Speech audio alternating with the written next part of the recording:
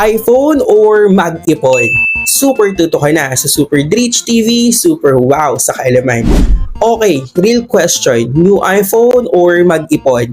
Ito ang tatlong reasons kung bakit dapat mong i-prioritize ang pera mo over the latest model.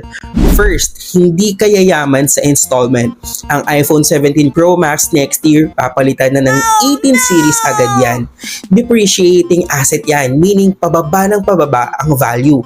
Mas maganda invest mo yung 60 to 100k na yan sa stocks or digital asset na mag-grow. Future flex is better than instant flex. Second, walang 5G signal ang emergency. Hindi ka makakapagbayad ng bills, makakabili ng favorite foods mo, or makakabayad ng tuition using your latest camera specs. Kapag may financial emergency, ang kailangan mo ay cash, hindi yung best smartphone in the market. Mas valid ang 6-digit savings kaysa sa latest smartphone. And the third, the most crucial, it gives you financial freedom.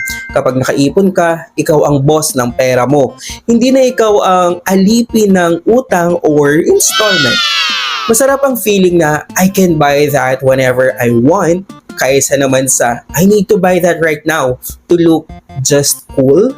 Well, security over vanity. So mag-upgrade ka sa life goals mo. Hindi lang sa phone mo. Ipon is the new flex.